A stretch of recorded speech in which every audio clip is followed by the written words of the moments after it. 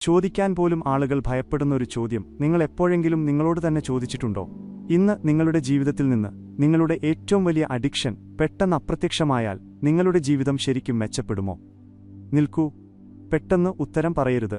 കാരണം നിങ്ങളുടെ ഏറ്റവും വലിയ ബലഹീനതയായി നിങ്ങൾ കരുതുന്ന കാര്യം തന്നെയാകാം നിങ്ങളെ ഇതുവരെ തകരാതെ കാത്തുസൂക്ഷിക്കുന്നത്. അതെ, ഇത് കേൾക്കുമ്പോൾ വിചിത്രമായി തോന്നാം. എന്നാൽ ഒന്ന് ചിന്തിച്ചു നോക്കൂ. ഒരു മരത്തിന്റെ ഉണങ്ങിയ കൊമ്പ് ആവർത്തിച്ചൊടിഞ്ഞുകൊണ്ടിരിക്കുകയാണെങ്കിൽ ബുദ്ധിമാനായ ഒരു തോട്ടക്കാരൻ ആ കൊമ്പിനോട് പോരാടുമോ, അതോ അതിന്റെ വേരുകൾ പരിശോധിക്കാൻ പോകുമോ? അങ്ങനെയെങ്കിൽ മനുഷ്യൻ എന്തിനാണ് തന്റെ അഡിക്ഷനുമായി പോരാടുന്നത്, അതിന്റെ വേരുകൾ കണ്ടെത്താൻ ഒരിക്കലും ശ്രമിക്കാതെ? ഇന്ന് ലോകം കോടിക്കണക്കിന് ആളുകളെ പഠിപ്പിക്കുന്നത് ഇതാണ്. ഇച്ഛാശക്തി വർദ്ധിപ്പിക്കുക, സ്വയം നിയന്ത്രിക്കുക, അത് ഉപേക്ഷിക്കുക. എന്നാൽ ഉപേക്ഷിക്കാൻ അത്ര എളുപ്പമായിരുന്നെങ്കിൽ ഈ ലോകത്ത് ഏതെങ്കിലും ഒരു വ്യക്തി എന്തിനാണ് ഏതെങ്കിലും അഡിക്ഷന് അടിമപ്പെടുന്നത് എന്ന് നിങ്ങൾ എപ്പോഴെങ്കിലും ചിന്തിച്ചിട്ടുണ്ടോ? ഒരുപക്ഷെ അഡിക്ഷൻ ഒരു പ്രശ്നമല്ലായിരിക്കാം, മറിച്ച് നാം ഇതുവരെ തിരിച്ചറിയാത്ത മറ്റൊരു പ്രശ്നത്തിനുള്ള പരിഹാരമായിരിക്കാം ഇത്. ഇന്ന് നാം ആ രഹസ്യത്തിന്റെ വാതിലുകളാണ് തുറക്കാൻ പോകുന്നത്. ഇനി നിങ്ങൾ കേൾക്കാൻ പോകുന്ന കാര്യങ്ങൾ നിങ്ങളെക്കുറിച്ചുള്ള നിങ്ങളുടെ ചിന്താഗതിയെ എന്നേക്കുമായി മാറ്റിയേക്കാമെന്ന് ഞാൻ നേരത്തെ തന്നെ പറയട്ടെ. കാരണം ആയിരക്കണക്കിന് വർഷങ്ങൾക്ക് മുമ്പ് ഋഷിമാർ പറഞ്ഞൊരു കാര്യം ആധുനിക ശാസ്ത്രം ഇന്ന് പതുക്കെ മനസ്സിലാക്കാൻ തുടങ്ങിയിരിക്കുന്നു. അവർ പറഞ്ഞു, മനുഷ്യനല്ല പുറത്തലയുന്നത്, അവന്റെ മനസ്സാണ് അലയുന്നത്. ഈ ഒറ്റ വാചകത്തിൽ മുഴുവൻ ജീവിതവും ഒളിഞ്ഞിരിപ്പുണ്ട്. നിങ്ങൾ മദ്യത്തിന് പിന്നാലെയല്ല പായുന്നത്, നിങ്ങൾ മൊബൈലിന് പിന്നാലെയല്ല പായുന്നത്, നിങ്ങൾ ഏതെങ്കിലും വ്യക്തിക്ക് പിന്നാലെയും പായുന്നില്ല. നിങ്ങളുടെ വേദനകളെ കുറച്ചു നേരത്തേക്കെങ്കിലും മറക്കാൻ സഹായിക്കുന്ന ആ തോന്നലിന് പിന്നാലെയാണ് നിങ്ങൾ പായുന്നത്. ഇവിടെയാണ് മിക്ക ആളുകളും തങ്ങളുടെ ജീവിതകാലം മുഴുവൻ വഞ്ചിക്കപ്പെടുന്നത്. തങ്ങൾക്ക് മദ്യമാണ് വേണ്ടതെന്നവർ കരുതുന്നു. യഥാർത്ഥത്തിൽ അവർക്ക് വേണ്ടത് സമാധാനമാണ്. തങ്ങൾക്ക് സോഷ്യൽ മീഡിയ വേണമെന്ന് അവർ കരുതുന്നു. യഥാർത്ഥത്തിൽ അവർക്ക് വേണ്ടത് മറ്റുള്ളവരുടെ അംഗീകാരമാണ്. തങ്ങൾക്ക് പ്രിയപ്പെട്ട ഒരു വ്യക്തിയെ വേണമെന്ന് അവർ ചിന്തിക്കുന്നു. യഥാർത്ഥത്തിൽ അവർക്ക് വേണ്ടത് തങ്ങളോടുള്ള സ്നേഹമാണ്. അതിനാൽ ചോദ്യം നിങ്ങളുടെ അഡിക്ഷൻ എന്താണെന്നതല്ല ചോദ്യം, അത് ഏത് വേദനയിൽ നിന്നാണ് നിങ്ങളെ രക്ഷിക്കുന്നത് എന്നതാണ്. ഇവിടെ നിന്നാണ് യഥാർത്ഥ യാത്ര ആരംഭിക്കുന്നത്. പുരാതന യോഗ പാരമ്പര്യത്തിൽ ഒരു കഥയുണ്ട്. ഒരു ശിഷ്യൻ തന്റെ ഗുരുവിന്റെ അടുത്തുപോയി പറഞ്ഞു, ഗുരുദേവ, ഞാൻ ധ്യാനിക്കുന്നു, അഫർമേഷൻ ചെയ്യുന്നു, എന്നിട്ടും എന്റെ മനസ്സ് വീണ്ടും വീണ്ടും അതേ ചീത്ത ശീലത്തിലേക്ക് തന്നെ ഓടുന്നു. ഗുരു പുഞ്ചിരിച്ചു. അദ്ദേഹം ഉപദേശങ്ങളൊന്നും നൽകിയില്ല. അദ്ദേഹം ഒരു ദീപം തെളിയിച്ചിട്ട് ശിഷ്യനോട് ചോദിച്ചു, ഈ ദീപം ഇടയ്ക്കിടെ അണഞ്ഞു പോവുകയാണെങ്കിൽ നീ കാറ്റിനോട് പോരാടുമോ, അതോ ജനൽ തുറന്നിട്ടിരിക്കുന്നത് എവിടെയാണെന്ന് നോക്കുമോ? ശിഷ്യനൊന്നും മിണ്ടിയില്ല. ഗുരു വീണ്ടും പറഞ്ഞു, മനുഷ്യൻ തന്റെ ശീലങ്ങളോടല്ല തോൽക്കുന്നത്, ഒരിക്കലും അടയ്ക്കാൻ പഠിക്കാത്ത ആ അദൃശ്യമായ ജനലിനോടാണ് അവൻ തോൽക്കുന്നത്. നിങ്ങളുടെ ജീവിതത്തിൽ ആ ജനൽ ഏതാണെന്ന് ചിന്തിച്ചു നോക്കൂ. ഏകാന്തത, തിരസ്കരണം, കുട്ടിക്കാലത്തെ ഏതെങ്കിലും മുറിവ്, അല്ലെങ്കിൽ വർഷങ്ങളായി നിങ്ങൾ ആരോടും പറയാത്ത ആ ഭയം. ആധുനിക മനഃശാസ്ത്രവും ഈ അത്ഭുതകരമായ കാര്യം തന്നെയാണ് പറയുന്നത്. ഒരു വ്യക്തി ഒരേ ശീലം വീണ്ടും വീണ്ടും ആവർത്തിക്കുമ്പോൾ അവന്റെ തലച്ചോറ് സന്തോഷമല്ല അന്വേഷിക്കുന്നത്, അത് സുരക്ഷയാണ് അന്വേഷിക്കുന്നത്. ആ സുരക്ഷ വ്യാജമാണെങ്കിൽ കൂടിയും. അതുകൊണ്ടാണ് പലർക്കും ഈ ശീലം തങ്ങൾക്ക് ദോഷം ചെയ്യുന്നുണ്ടെന്ന് അറിഞ്ഞിട്ടും അത് ഉപേക്ഷിക്കാൻ കഴിയാത്തത്. കാരണം അവരുടെ തലച്ചോറ് പറയുന്നു, വേദന സഹിക്കാം, പക്ഷേ അറിയപ്പെടാത്തൊരു വഴിയിലൂടെ പോകാൻ കഴിയില്ല എന്ന്. നിങ്ങൾ ഏറ്റവും കൂടുതൽ സമ്മർദ്ദത്തിലായിരിക്കുമ്പോഴാണ് നിങ്ങളുടെ അഡിക്ഷൻ ഏറ്റവും ശക്തമാകുന്നതെന്ന് നിങ്ങൾ എപ്പോഴെങ്കിലും ശ്രദ്ധിച്ചിട്ടുണ്ടോ? എന്തുകൊണ്ടാണത്? ഇതൊരു യാദൃച്ഛികത മാത്രമാണോ? അല്ല. ഇവിടെയാണ് ഏറ്റവും വലിയ രഹസ്യം ഒളിഞ്ഞിരിക്കുന്നത്. വേദാന്തം പറയുന്നു, മുമ്പ് എപ്പോഴെങ്കിലും അല്പം ആശ്വാസം ലഭിച്ച ഇടത്തേക്കാണ് മനസ്സ് എപ്പോഴും ഓടുന്നത്. ആ ആശ്വാസം വ്യാജമായിരുന്നാൽ പോലും. അതായത് നിങ്ങളുടെ അഡിക്ഷൻ നിങ്ങളുടെ ശത്രുവല്ല, അത് നിങ്ങളുടെ പഴയ അനുഭവങ്ങളുടെ ഭൂപടമാണ്. നിങ്ങളുടെ മനസ്സ് സുരക്ഷിതമെന്ന് കരുതുന്ന അതേ വഴിയിലൂടെ അത് നിങ്ങളെ വീണ്ടും വീണ്ടും കൊണ്ടുപോകുന്നു. എന്നാൽ ഇപ്പോൾ മറ്റൊരു ചോദ്യം, നിങ്ങളുടെ മനസ്സിന് തെറ്റായ വഴി ഓർക്കാൻ കഴിയുമെങ്കിൽ അതിന് ശരിയായ വഴി പഠിക്കാനും കഴിയില്ലേ? ഈ ഉത്തരം കഥയെ മുഴുവൻ മാറ്റുന്നു. കാരണം നമ്മുടെ ഉള്ളിൽ ശീലങ്ങൾ മാത്രമല്ല ഉള്ളത്, നമ്മുടെ ഉള്ളിൽ സംസ്കാരങ്ങളുമുണ്ട്. സംസ്കാരമെന്ന് വെച്ചാൽ ആവർത്തിച്ചനുഭവിക്കുന്ന കാര്യങ്ങൾ പതുക്കെ നമ്മുടെ സ്വത്വമായി മാറുന്നതാണ്. ഇതിലെ ഏറ്റവും അപകടകരമായ കാര്യമെന്തെന്നാൽ കുറച്ചുകാലം കഴിയുമ്പോൾ മനുഷ്യനല്ല ശീലങ്ങളെ നിയന്ത്രിക്കുന്നത്, ശീലങ്ങൾ മനുഷ്യനെ നിയന്ത്രിക്കാൻ തുടങ്ങും. അവൻ ചിന്തിക്കുന്നു, ഞാൻ ഇങ്ങനെയാണ് എന്ന്. എന്നാൽ സത്യത്തിൽ ഒരു കുട്ടിയെ ജനനം മുതൽ ഇരുണ്ട മുറിയിൽ അടച്ചിട്ടാൽ അവൻ സൂര്യനെ ഒരു നുണയായി കണക്കാക്കുമോ? അതെ, കാരണം അവൻ ഒരിക്കലും വെളിച്ചം കണ്ടിട്ടില്ല. ഇതുതന്നെയാണ് നമ്മുടെ കാര്യത്തിലും സംഭവിക്കുന്നത്. നാം നമ്മുടെ അഡിക്ഷനെ നമ്മുടെ സ്വത്തുമായി കണക്കാക്കുന്നു. കാരണം നമ്മുടെ ഉള്ളിലെ സ്വാതന്ത്ര്യം നാം ഇതുവരെ അനുഭവിച്ചറിഞ്ഞിട്ടില്ല. എന്നാൽ പ്രപഞ്ചത്തിലെ ഏറ്റവും അത്ഭുതകരമായ കാര്യമെന്തെന്നാൽ സത്യം ഒരിക്കലും പൂർണ്ണമായി മറയ്ക്കപ്പെടില്ല എന്നതാണ്. അത് സൂചനകൾ നൽകിക്കൊണ്ടേയിരിക്കും. ചിലപ്പോൾ അസ്വസ്ഥതയായി, ചിലപ്പോൾ ശൂന്യതയായി, ചിലപ്പോൾ രാത്രികളിലെ ഉറക്കം കെടുത്തിക്കൊണ്ട്, ചിലപ്പോൾ നിങ്ങൾ ഓടിയൊളിക്കാൻ ആഗ്രഹിക്കുന്ന അതേ അഡിക്ഷന്റെ രൂപത്തിൽ. നിങ്ങൾ ശ്രദ്ധിച്ചിട്ടുണ്ടോ? ഓരോ തവണയും അഡിക്ഷൻ പൂർത്തിയായി കുറച്ച് മിനിറ്റുകൾക്ക് ശേഷം മനസ്സ് വീണ്ടും ശൂന്യമാകുന്നത് എന്തുകൊണ്ടാണ്? ആ കാര്യം തന്നെയാണ് നിങ്ങൾക്ക് സന്തോഷം നൽകുന്നതെങ്കിൽ ആ ശൂന്യത എന്തിനാണ് തിരികെ വരുന്നത്? നിങ്ങളുടെ ആത്മാവ് ഒരിക്കലും ആ കാര്യത്തെ ആഗ്രഹിച്ചിരുന്നില്ല എന്നാണ് ഇത് തെളിയിക്കുന്നത്. അത് മറ്റെന്തോ അന്വേഷിക്കുകയായിരുന്നു. അതിന്റെ പേര് ഇന്നുവരെ നിങ്ങൾക്ക് കണ്ടെത്താനായില്ല. പുരാതന തന്ത്രത്തിൽ പറയുന്നു, എവിടെയാണോ ഏറ്റവും കൂടുതൽ ആകർഷണമുള്ളത് അവിടെയാണ് ഏറ്റവും ആഴത്തിലുള്ള ബന്ധനം ഒളിഞ്ഞിരിക്കുന്നത്. എവിടെയാണോ ഏറ്റവും ആഴത്തിലുള്ള ബന്ധനമുള്ളത് അവിടെ തന്നെയാണ് മോക്ഷത്തിന്റെ വാതിലുമുള്ളത്. അതായത് നിങ്ങളെ ഏറ്റവും കൂടുതൽ ബന്ധനത്തിലാക്കിയ കാര്യത്തിനുള്ളിൽ തന്നെയായിരിക്കും നിങ്ങളുടെ ഏറ്റവും വലിയ സ്വാതന്ത്ര്യവും ഒളിഞ്ഞിരിക്കുന്നത്. എന്നാൽ നിങ്ങളുടെ അഡിക്ഷനോട് ഒരു ചോദ്യം ചോദിക്കുന്നതുവരെ ആ സ്വാതന്ത്ര്യം നിങ്ങൾക്ക് കാണാൻ കഴിയില്ല. ആ ചോദ്യം ഇതാണ്: നീ എന്നെ ഏത് കാര്യത്തിൽ നിന്നാണ് രക്ഷിക്കുന്നത്? ഈ ചോദ്യത്തിനുള്ള ഉത്തരം പെട്ടെന്ന് ലഭിക്കില്ല. എന്നാൽ അത് ലഭിക്കുന്ന ദിവസം നിങ്ങളുടെ ജീവിതത്തിലെ ഏറ്റവും വലിയ രഹസ്യം നിങ്ങൾക്ക് മനസ്സിലാകും. കാരണം ആ ദിവസം നിങ്ങൾ ആദ്യമായി അഡിക്ഷനെയല്ല, നിങ്ങളുടെ യഥാർത്ഥ മുറിവിനെയായിരിക്കും കാണുക. മുറിവ് കണ്ടു തുടങ്ങുമ്പോൾ മാത്രമാണ് ചികിത്സയും ആരംഭിക്കുന്നത്. എന്നാൽ നിൽക്കൂ, നാം ഇപ്പോൾ വാതിൽ തുറന്നതേയുള്ളൂ. കാരണം അടുത്ത രഹസ്യം ഇതിലും ആഴത്തിലുള്ളതാണ്. നിങ്ങളുടെ ഏറ്റവും വലിയ ബലഹീനത വാസ്തവത്തിൽ നിങ്ങളുടെ ആത്മാവിന്റെ ഏറ്റവും വലിയ ശക്തിയായി മാറാൻ പോകുകയാണെന്ന് ഞാൻ നിങ്ങളോട് പറഞ്ഞാൽ എന്ത് സംഭവിക്കും? നിങ്ങളുടെ ഉള്ളിൽ മറഞ്ഞിരിക്കുന്ന അതേ ഇരുട്ട് വർഷങ്ങളുടെ തപസ്സിനു ശേഷം സാധകർ കണ്ടെത്തുന്ന ആ വെളിച്ചത്തിലേക്ക് നിങ്ങളെ നയിച്ചാൽ എന്ത് സംഭവിക്കും? ഇവിടെ നിന്ന് നമ്മുടെ യാത്ര അടുത്ത ഭാഗത്തിലേക്ക് കടക്കുകയാണ്. നിങ്ങളുടെ മുഴുവൻ ജീവിതത്തെയും തികച്ചും പുതിയൊരു വീക്ഷണകോണിലൂടെ കാണാൻ ഇത് നിങ്ങളെ പ്രേരിപ്പിച്ചേക്കാം. ഈശ്വരൻ സർവശക്തനാണെങ്കിൽ അവൻ നിങ്ങളുടെ ഏറ്റവും വലിയ സങ്കടം ഒരു നിമിഷം കൊണ്ട് അവസാനിപ്പിക്കാത്തത് എന്തുകൊണ്ടാണ്? നിങ്ങൾ എപ്പോഴെങ്കിലും ഈ ചോദ്യം ചോദിച്ചിട്ടുണ്ടോ? നിൽക്കൂ, ഇതിന് ഉത്തരം നൽകുന്നതിന് മുമ്പ് മറ്റൊരു ചോദ്യം. ഒരു കുട്ടിയുടെ കയ്യിൽ പൊട്ടിയ ഒരു കോമ്പസ് ഉണ്ടാവുകയും ആ കോമ്പസ് ശരിയാണെന്ന് വിശ്വസിച്ച് അവൻ ജീവിതകാലം മുഴുവൻ നടക്കുകയും ചെയ്താൽ പ്രശ്നം വഴിയുടേതാണോ? അതോ അവൻ വിശ്വസിക്കുന്ന ആ ദിശയുടേതാണോ? ഇതുതന്നെയാണ് നമ്മുടെയും കഥ. നമ്മുടെ ശീലങ്ങൾ മാറ്റാൻ നാം ആഗ്രഹിക്കുന്നു.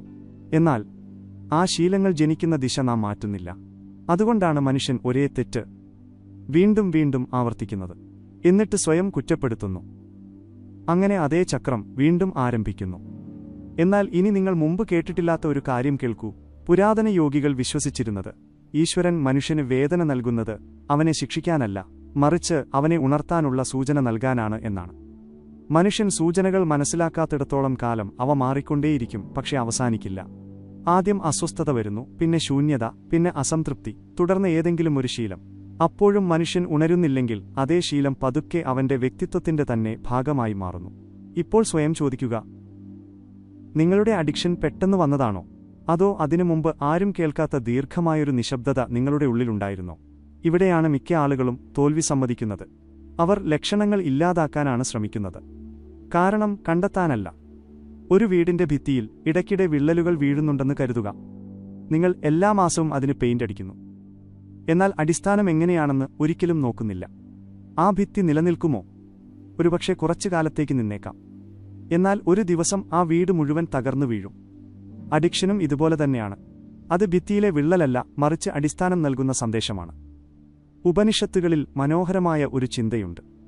മനുഷ്യന്റെ ഏറ്റവും വലിയ ശത്രു പുറത്തല്ല, അത് അവന്റെ ഉപബോധ മനസ്സിലെ പ്രവണതകളാണ്. അവ നിശബ്ദമായി തീരുമാനങ്ങൾ എടുക്കുന്നു. നാം സ്വയം തീരുമാനമെടുത്തു എന്ന് നാം കരുതുകയും ചെയ്യുന്നു. നിങ്ങൾ രാവിലെ തീരുമാനിച്ചിട്ട് ഇന്ന് ഞാൻ ഈ ശീലം ആവർത്തിക്കില്ല എന്ന് വിചാരിക്കുകയും എന്നാൽ വൈകുന്നേരമാകുമ്പോഴേക്കും നിങ്ങൾ വീണ്ടും അവിടെ തന്നെ എത്തിച്ചേരുകയും ചെയ്ത അനുഭവം ഉണ്ടായിട്ടുണ്ടോ? എന്തുകൊണ്ടാണത്? നിങ്ങളുടെ ഇച്ഛാശക്തി കുറവായതുകൊണ്ടാണോ? അതോ നിങ്ങൾക്ക് കാണാൻ കഴിയാത്ത എന്തെങ്കിലും പഴയ പ്രോഗ്രാം നിങ്ങളുടെ ഉള്ളിൽ പ്രവർത്തിക്കുന്നതുകൊണ്ടാണോ? ആധുനിക ന്യൂറോ സയൻസും ഇതുതന്നെയാണ് പറയുന്നത്. വീണ്ടും വീണ്ടും ആവർത്തിക്കുന്ന സ്വഭാവം തലച്ചോറിൽ ആഴത്തിലുള്ള ഒരു പാത രൂപപ്പെടുത്തുന്നു. പിന്നെ തലച്ചോറ് ചിന്തിക്കുന്നില്ല, അത് നേരെ ആ പാതയിലൂടെ സഞ്ചരിക്കുന്നു. എന്നാൽ ഇവിടുത്തെ ഏറ്റവും പ്രധാനപ്പെട്ട കാര്യം, ഒരു പാതയുണ്ടാക്കാൻ കഴിയുമെങ്കിൽ പുതിയൊരു പാതയും ഉണ്ടാക്കാൻ കഴിയും എന്നതാണ്. അതാണ് പ്രതീക്ഷ. അതാണ് മാറ്റത്തിന്റെ അടിസ്ഥാനം.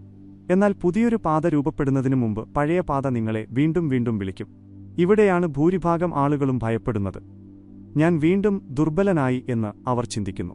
അല്ല, നിങ്ങൾ ആദ്യമായി ശരിക്കും മാറിക്കൊണ്ടിരിക്കുകയായിരിക്കാം. കാരണം മാറ്റത്തിന്റെ തുടക്കം എളുപ്പവഴികളിലൂടെയല്ല, പ്രതിരോധത്തിലൂടെയാണ്. ഇനി ഒരു പുരാതന കഥ കേൾക്കുക. ഹിമാലയത്തിലെ ഒരു ഗുഹയിൽ ഒരു വൃദ്ധനായ സാധകൻ താമസിച്ചിരുന്നു എന്ന് പറയപ്പെടുന്നു. ഒരു യുവാവ് അദ്ദേഹത്തിന്റെ അടുത്തെത്തി.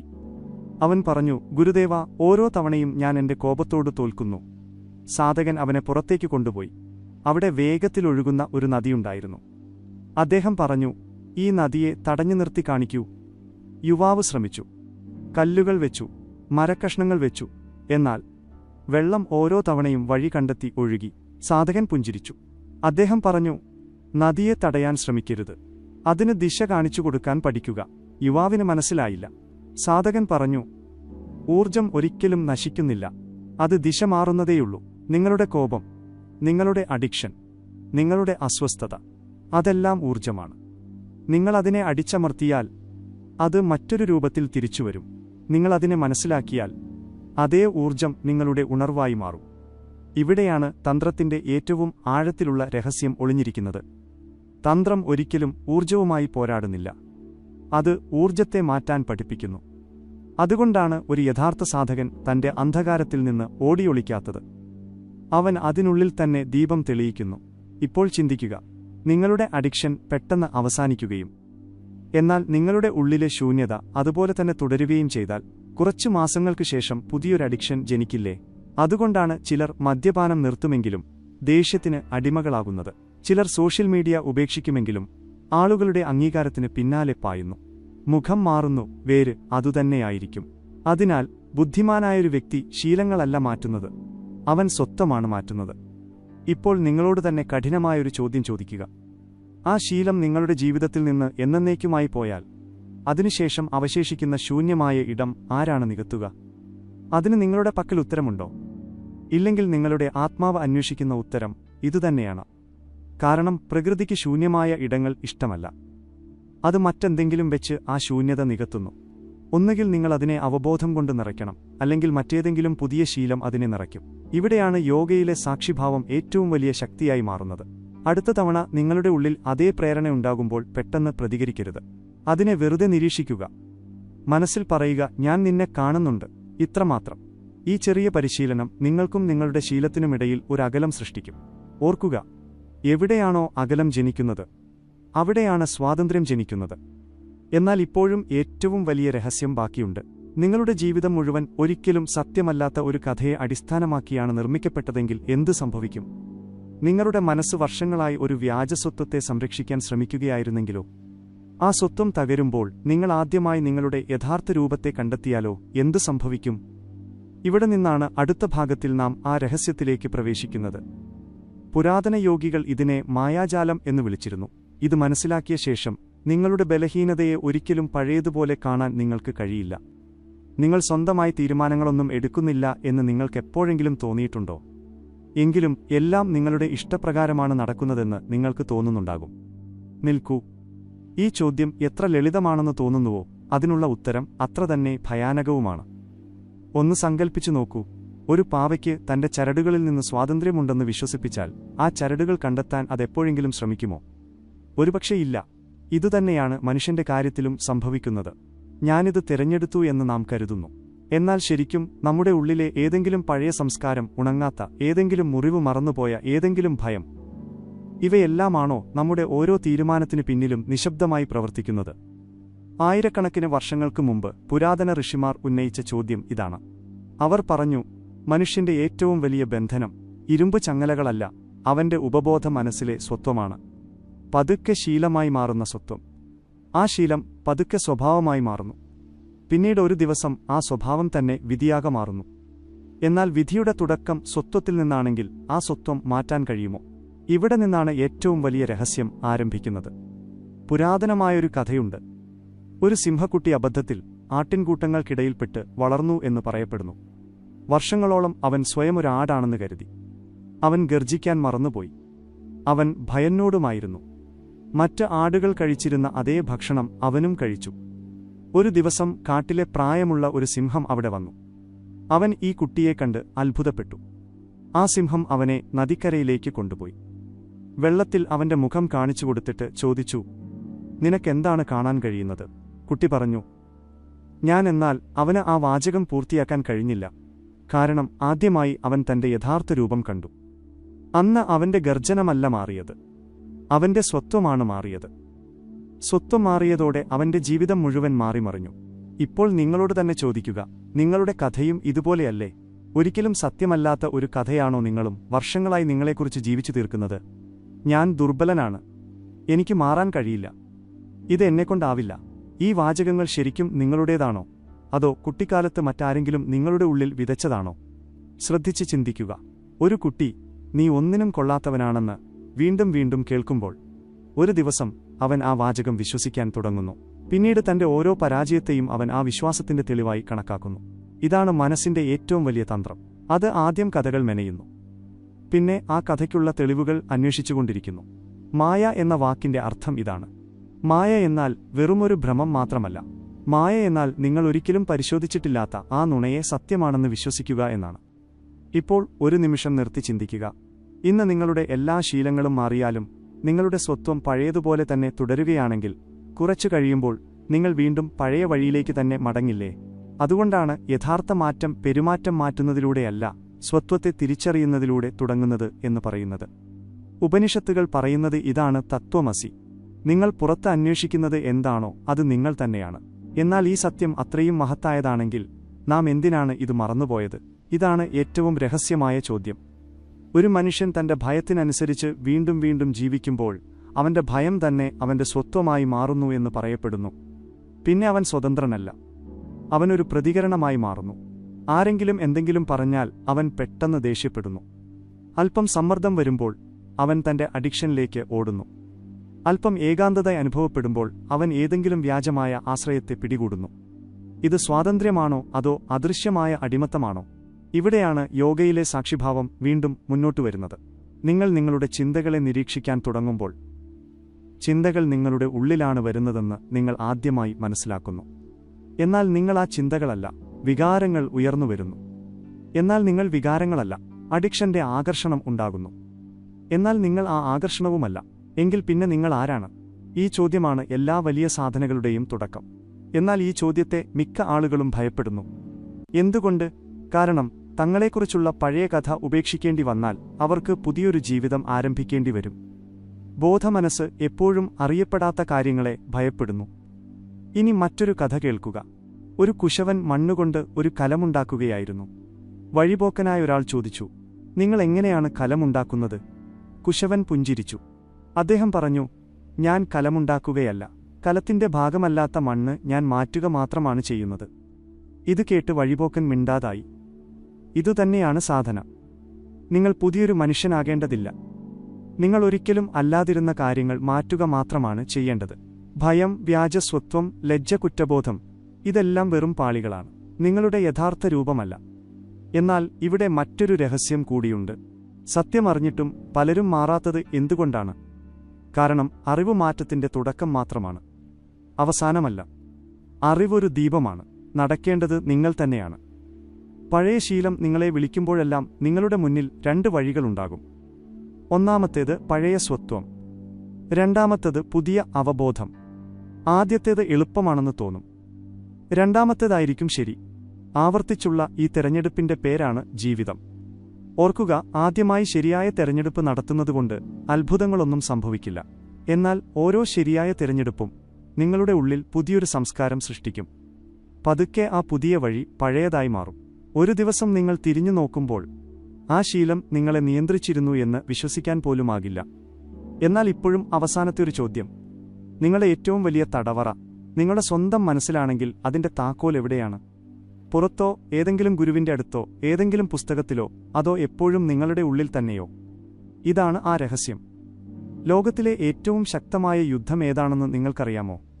രണ്ട് രാജ്യങ്ങൾ തമ്മിലുള്ള യുദ്ധമോ, അതോ മനുഷ്യനും അവന്റെ സാഹചര്യങ്ങളും തമ്മിലുള്ള യുദ്ധമോ? അല്ല, നിങ്ങളുടെ ഉള്ളിൽ എല്ലാ ദിവസവും ശബ്ദമില്ലാതെ നടക്കുന്ന യുദ്ധമാണ് ഏറ്റവും വലിയ യുദ്ധം. ഒരു വശത്ത് നിങ്ങളുടെ പഴയ ശീലങ്ങൾ, മറുവശത്തുണർന്നിരിക്കുന്ന നിങ്ങളുടെ ബോധമനസ്സ്. ഇതിലെ ഏറ്റവും ആശ്ചര്യകരമായ കാര്യമെന്തെന്നാൽ ഈ യുദ്ധം പെട്ടെന്നൊരു ദിവസം തുടങ്ങിയതല്ല എന്നതാണ്. നിങ്ങൾ ആദ്യമായി നിങ്ങളുടെ വേദനകൾ മറച്ചുവെക്കാൻ പഠിച്ച ദിവസമാണ് ഇത് ആരംഭിച്ചത്. നിൽക്കൂ. നിങ്ങളുടെ കുട്ടിക്കാലത്തെ ഒരു കാര്യം ഓർത്തുനോക്കൂ. നിങ്ങൾ കരയാൻ ആഗ്രഹിച്ചിരുന്ന സമയം. എന്നാൽ ഇത്ര ചെറിയ കാര്യത്തിനാണോ കരയുന്നത് എന്ന് ആരോ ചോദിച്ചു. നിങ്ങൾ ഭയന്നിരുന്ന സമയം, എന്നാൽ ശക്തനാകൂ എന്ന് ആരോ പറഞ്ഞു. നിങ്ങളെ ആരെങ്കിലും കെട്ടിപ്പിടിച്ച് ആശ്വസിപ്പിക്കേണ്ടിയിരുന്ന സമയം, എന്നാൽ നിങ്ങളെ നിശബ്ദരായിരിക്കാൻ പഠിപ്പിച്ചു. അന്നു മുതൽ നിങ്ങളുടെ യഥാർത്ഥ വികാരങ്ങളിൽ നിന്ന് നിങ്ങൾ അകലം പാലിക്കാൻ തുടങ്ങിയില്ലേ? ഇവിടെ നിന്നാണ് മനസ്സ് രണ്ട് ഭാഗങ്ങളായി തിരിയുന്നത്. ലോകം കാണുന്ന ഒരു ഭാഗം, ഉള്ളിൽ നിശബ്ദമായി ഒതുങ്ങിക്കൂടുന്ന മറ്റൊരു ഭാഗം.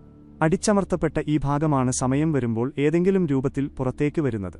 ചിലപ്പോൾ ദേഷ്യമായി, ചിലപ്പോൾ ഭയമായി, ചിലപ്പോൾ നിങ്ങൾക്ക് മനസ്സിലാക്കാൻ കഴിയാത്ത ഏതെങ്കിലും അഡിക്ഷന്റെ രൂപത്തിൽ.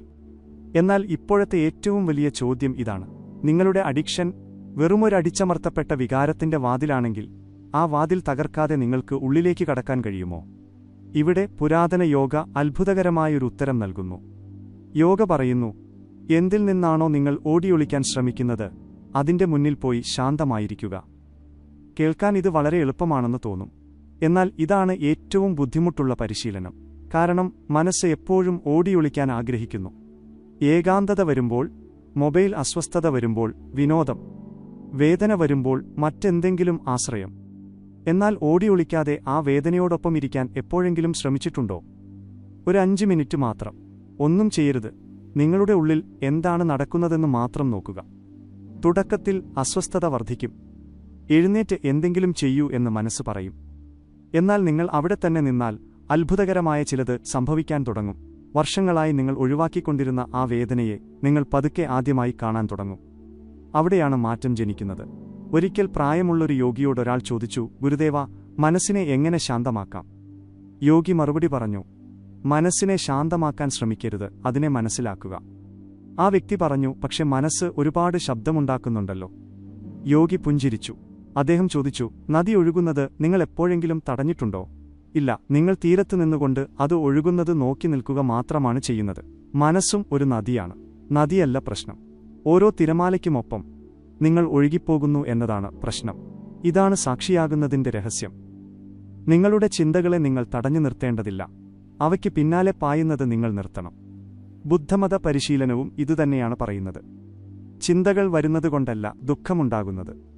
ഓരോ ചിന്തയെയും നാം സത്യമാണെന്ന് കരുതുന്നതുകൊണ്ടാണ് ദുഃഖമുണ്ടാകുന്നത്. ഇപ്പോൾ സ്വയം ചോദിക്കുക, ഞാൻ ഒരിക്കലും മാറില്ല എന്ന് നിങ്ങളുടെ മനസ്സിലൊരു ശബ്ദം കേൾക്കുമ്പോൾ അതൊരു യാഥാർത്ഥ്യമാണോ, അതോ വെറുമൊരു ചിന്ത മാത്രമാണോ? അതൊരു ചിന്തയാണെങ്കിൽ അത് വിശ്വസിക്കാതെ അതിനെ നിരീക്ഷിക്കാൻ നിങ്ങൾക്ക് കഴിയില്ലേ? ഇവിടെയാണ് സ്വാതന്ത്ര്യത്തിന്റെ ആദ്യത്തെ കിരണം കാണാൻ കഴിയുന്നത്. കാരണം നിങ്ങൾക്ക് കാണാൻ കഴിയുന്ന ചിന്തയുടെ അടിമയായി മാറാൻ നിങ്ങൾക്ക് കഴിയില്ല. ഇനി ആഴത്തിലുള്ള മറ്റൊരു കഥ കേൾക്കുക. ഒരു ശില്പി വലിയൊരു കല്ലിൽ ജോലി ചെയ്യുകയായിരുന്നു. പല മാസങ്ങൾ കഴിഞ്ഞു. ആളുകൾ ചിരിക്കാൻ തുടങ്ങി. ഇത്രയും സമയം എടുക്കുന്നത് എന്തിനാണെന്ന് അവർ ചോദിച്ചു. ശില്പി പുഞ്ചിരിച്ചു. അദ്ദേഹം മറുപടി പറഞ്ഞു, ഞാൻ ശില്പം നിർമ്മിക്കുകയല്ല. ഞാൻ ആവശ്യമില്ലാത്ത കല്ലുകൾ മാറ്റുക മാത്രമാണ് ചെയ്യുന്നത്.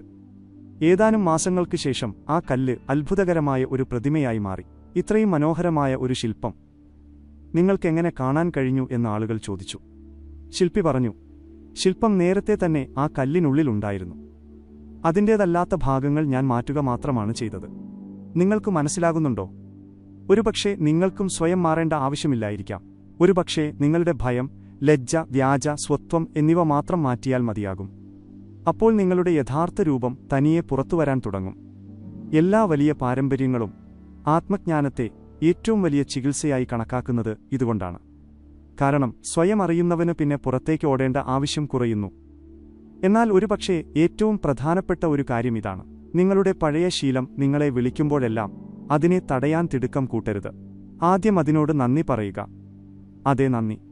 എന്തുകൊണ്ട്? കാരണം നിങ്ങളുടെ ഉള്ളിലേക്ക് നോക്കാൻ അത് നിങ്ങൾക്കൊരവസരം കൂടി നൽകിയിരിക്കുകയാണ്. ആ മുറിവ് ഇപ്പോഴും ഉണങ്ങിയിട്ടില്ല എന്ന് അത് പറയുകയാണ്. നിങ്ങൾ ശീലത്തെ മാത്രം തടയുകയാണെങ്കിൽ മുറിവ് മറയ്ക്കപ്പെടും. നിങ്ങൾ മുറിവിനെ മനസ്സിലാക്കുകയാണെങ്കിൽ ശീലത്തിന്റെ ആവശ്യം പതുക്കെ അവസാനിക്കാൻ തുടങ്ങും. ഓർക്കുക, ചികിത്സ എപ്പോഴും ഉള്ളിൽ നിന്ന് പുറത്തേക്കാണ് വരുന്നത്, പുറത്തുനിന്ന് ഉള്ളിലേക്കല്ല. ഒരു ദിവസം നിങ്ങളുടെ എല്ലാ അസ്വസ്ഥതകളും ശാന്തമായി എന്ന് സങ്കൽപ്പിക്കുക. അപ്പോൾ നിങ്ങൾ ആരായിരിക്കും? നിങ്ങളുടെ സ്വത്വം എന്തായിരിക്കും? നിങ്ങൾ എപ്പോഴെങ്കിലും ഈ ചോദ്യത്തെക്കുറിച്ച് ചിന്തിച്ചിട്ടുണ്ടോ? കാരണം ഭൂരിഭാഗം ആളുകൾക്കും തങ്ങൾ എന്താണ് ഉപേക്ഷിക്കാൻ ആഗ്രഹിക്കുന്നതെന്നറിയാം. എന്നാൽ തങ്ങൾക്ക് എന്തായി തീരണമെന്ന് അറിയുന്നവർ വളരെ കുറവാണ്. ദിശ വ്യക്തമല്ലാത്തപ്പോൾ മനസ്സ് വീണ്ടും പഴയ വഴിയിലേക്ക് തന്നെ മടങ്ങുന്നു. അതിനാൽ എല്ലാ ദിവസവും രാവിലെ ഒരൊറ്റ ചോദ്യം മാത്രം ചോദിക്കുക: ഇന്ന് ഞാൻ എങ്ങനെയുള്ളൊരു വ്യക്തിയെപ്പോലെ ജീവിക്കാനാണ് ആഗ്രഹിക്കുന്നത്? ഈ ചോദ്യം നിങ്ങളുടെ ഉള്ളിൽ പുതിയൊരു സ്വത്വം സൃഷ്ടിക്കാൻ തുടങ്ങും. സ്വത്വം മാറുമ്പോൾ ശീലങ്ങളും അതിനു പിന്നാലെ മാറാൻ തുടങ്ങും. എന്നാൽ നാമിപ്പോഴും അവസാനത്തെ രഹസ്യത്തിൽ എത്തിയിട്ടില്ല. കാരണം അവസാനത്തൊരു കാര്യം കൂടി ബാക്കിയുണ്ട്. നിങ്ങളുടെ ഈ യാത്ര മുഴുവൻ വെറും അഡിക്ഷനിൽ നിന്ന് മുക്തനാകാൻ മാത്രമല്ല, നിങ്ങളുടെ യഥാർത്ഥ സ്വത്വത്തെ തിരിച്ചറിയാൻ കൂടിയാണെങ്കിലോ. നിങ്ങളൊരു ശാപമായി കരുതിയിരുന്ന സങ്കടം തന്നെ നിങ്ങളുടെ ഏറ്റവും വലിയ പാഠമായി മാറിയാലോ. ഈ അവസാന രഹസ്യമാണ് അടുത്തതും അവസാനത്തേതുമായ ഭാഗത്തിൽ നാം വെളിപ്പെടുത്താൻ പോകുന്നത്. അത് കേട്ടുകഴിഞ്ഞാൽ നിങ്ങളുടെ ജീവിതത്തിലെ ഓരോ ബുദ്ധിമുട്ടുകളെയും തികച്ചും പുതിയൊരു കാഴ്ചപ്പാടിലൂടെ നിങ്ങൾ കാണാൻ തുടങ്ങിയേക്കാം.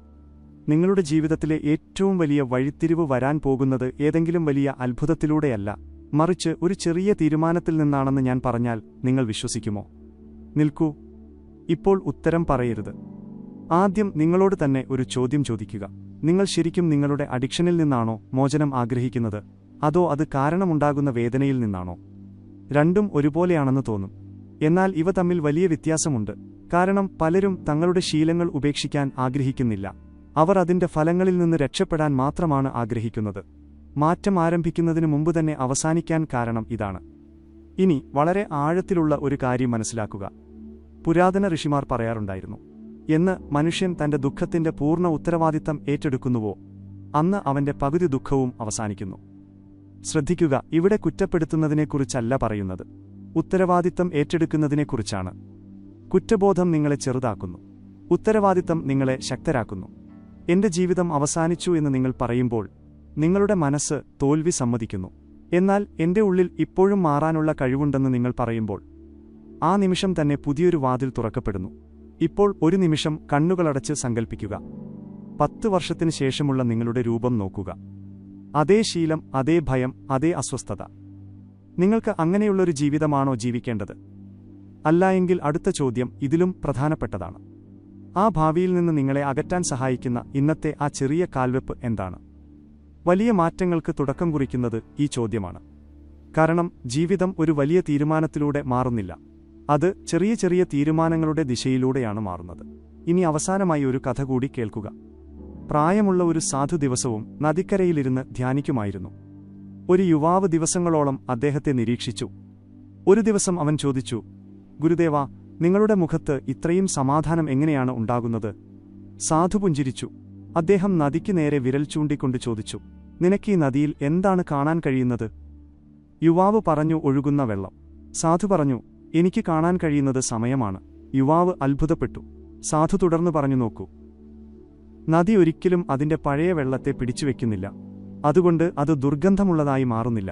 മനുഷ്യൻ തന്റെ പഴയ സങ്കടങ്ങളെയും പഴയ നാണക്കേടിനെയും പഴയ സ്വത്വത്തെയും പഴയ തെറ്റുകളെയുമൊക്കെ മുറുകെ പിടിച്ചിരിക്കുന്നു. അതുകൊണ്ട് അവന്റെ മനസ്സിന് ഭാരം കൂടുന്നു. അദ്ദേഹം കുറച്ചുനേരം നിശബ്ദനായി. എന്നിട്ട് സാധു പറഞ്ഞു: ഉപേക്ഷിക്കാൻ പഠിച്ചവനാണ് ജീവിക്കാനും പഠിച്ചത്. ഇത് കേട്ടപ്പോൾ യുവാവിന്റെ കണ്ണുകൾ നിറഞ്ഞു. കാരണം അവൻ തന്റെ ശീലങ്ങളോടല്ല പഴയ കഥകളോടാണ് ഒട്ടിനിൽക്കുന്നതെന്ന് അവന് ആദ്യമായി മനസ്സിലായി. ഇപ്പോൾ ചിന്തിക്കുക, നിങ്ങളും വർഷങ്ങളായി നിങ്ങളെക്കുറിച്ച് ഇതേ പഴയ കഥ തന്നെ ആവർത്തിക്കുകയാണോ? ഞാൻ ഇങ്ങനെയാണ്, എനിക്ക് മാറാൻ കഴിയില്ല, എനിക്കെപ്പോഴും ഇങ്ങനെ തന്നെയാണ് സംഭവിക്കുന്നത്. അതേ എന്നാണെങ്കിൽ ഇന്ന് ആ കഥയുടെ അവസാന ദിവസമാകാം.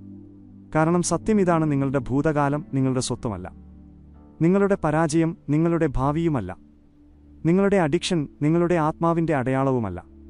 അതൊരു അധ്യായം മാത്രമാണ്, മുഴുവൻ പുസ്തകവുമല്ല. വേദാന്തത്തിന്റെ ഏറ്റവും ആഴത്തിലുള്ള സന്ദേശം ഇതാണ്: നിങ്ങൾ ശരീരമല്ല, നിങ്ങൾ മനസ്സുമല്ല, നിങ്ങൾ ചിന്തകളുമല്ല. ഇതെല്ലാം കാണുന്ന വെറുമൊരു സാക്ഷി മാത്രമാണ് നിങ്ങൾ. ഈ അനുഭവം വെറും വാക്കുകളല്ല, മറിച്ച് നിങ്ങളുടെ നേരിട്ടുള്ള അനുഭവമായി മാറുന്ന ആ നിമിഷം നിങ്ങളുടെ ഉള്ളിൽ ഒരു നിശബ്ദത ജനിക്കും. ഒരു ശബ്ദത്തിനും തകർക്കാൻ കഴിയാത്ത നിശബ്ദത, ഏതെങ്കിലും ശീലത്തെ ആശ്രയിക്കാത്ത സമാധാനം, പുറത്തുള്ള ഒരു സാഹചര്യത്തിനും തട്ടിയെടുക്കാൻ കഴിയാത്ത സ്വാതന്ത്ര്യം. എന്നാൽ ഓർക്കുക, ഇത് പൂർണ്ണതയിലേക്കുള്ള യാത്രയല്ല, ഇതൊരു അവബോധത്തിലേക്കുള്ള യാത്രയാണ്. ചില ദിവസങ്ങളിൽ നിങ്ങൾ വിജയിക്കും, ചില ദിവസങ്ങളിൽ നിങ്ങൾ വീഴും. എന്നാൽ ഇപ്പോഴുള്ള വ്യത്യാസമെന്തെന്നാൽ വീഴുമ്പോൾ നിങ്ങൾ സ്വയം വെറുക്കില്ല എന്നതാണ്. നിങ്ങൾ എഴുന്നേൽക്കും, കാര്യങ്ങൾ മനസ്സിലാക്കും, എന്നിട്ട് മുന്നോട്ടു പോകും. കാരണം ഓരോ തവണ വീഴുന്നതും പരാജയത്തിന്റെ തെളിവല്ല എന്ന് നിങ്ങൾക്കിപ്പോൾ അറിയാം. പലപ്പോഴും അത് പഠിക്കാനുള്ള ഒരു ക്ഷണമായിരിക്കും. ഇനി ഈ മുഴുവൻ യാത്രയിലെയും ഏറ്റവും പ്രധാനപ്പെട്ട ചോദ്യം. ഇന്ന് രാത്രി നിങ്ങളുടെ ആത്മാവ് നിങ്ങളുടെ മുന്നിൽ വന്നുനിന്ന് ഒറ്റ ചോദ്യം ചോദിക്കുന്നു, നീ എന്റെ ശബ്ദം കേട്ടോ എന്ന്. അപ്പോൾ നിങ്ങളുടെ ഉത്തരം എന്തായിരിക്കും? ഞാൻ വീണ്ടും ഓടിയൊളിച്ചു എന്ന് നിങ്ങൾ പറയുമോ? അതോ ഞാൻ അവിടെ നിന്നു, ആദ്യമായി ഞാൻ കേട്ടു, ആദ്യമായി ഞാൻ എന്നെ മനസ്സിലാക്കാൻ തുടങ്ങി എന്ന് പറയുമോ? ആ തിരഞ്ഞെടുപ്പ് നിങ്ങളുടെ കൈകളിലാണ്. ഇന്നിപ്പോൾ ഈ നിമിഷം മുതൽ നിങ്ങളുടെ ഉള്ളിൽ പഴയ അതേ അസ്വസ്ഥതയുണ്ടാകുമ്പോൾ അതിനെ ഒരു ശത്രുവായി കാണരുത്. ഒരു സന്ദേശവാഹകനായി അതിനെ കാണുക. മനസ്സിൽ പറയുക, ഞാൻ ഓടിയൊളിക്കില്ല, ഞാൻ കേൾക്കാം. എന്നിട്ട് ഒരു ദീർഘനിശ്വാസം എടുക്കുക. നെഞ്ചിൽ കൈവച്ച് സ്വയം ചോദിക്കുക, ഇന്ന് എന്റെ ആത്മാവ് എന്നോട് എന്താണ് പറയാൻ ആഗ്രഹിക്കുന്നത്? ചിലപ്പോൾ പെട്ടെന്ന് ഉത്തരം ലഭിച്ചില്ലെന്ന് വരാം. എന്നാൽ വിശ്വസിക്കുക, ശരിയായ ചോദ്യം ചോദിക്കാൻ പഠിച്ച ഒരു വ്യക്തി ഉത്തരത്തിൽ നിന്ന് ഒരിക്കലും കൂടുതൽ അകലത്തിലായിരിക്കില്ല. ഓർക്കുക, ഈശ്വരൻ എപ്പോഴും സംസാരിക്കുന്നുണ്ട്. പ്രകൃതി എപ്പോഴും സൂചനകൾ നൽകുന്നുണ്ട്. ആത്മാവ് എപ്പോഴും വിളിക്കുന്നുണ്ട്. ശബ്ദകോലാഹലങ്ങൾ നമ്മുടെ ഉള്ളിൽ മാത്രമാണുള്ളത്. ആ ശബ്ദകോലാഹലങ്ങളെ മറികടക്കാൻ നിങ്ങൾ പഠിക്കുന്ന ദിവസം മോക്ഷം എവിടെയോ ദൂരെയുള്ള മലമുകളിലല്ല എന്ന് നിങ്ങൾക്ക് മനസ്സിലാവും.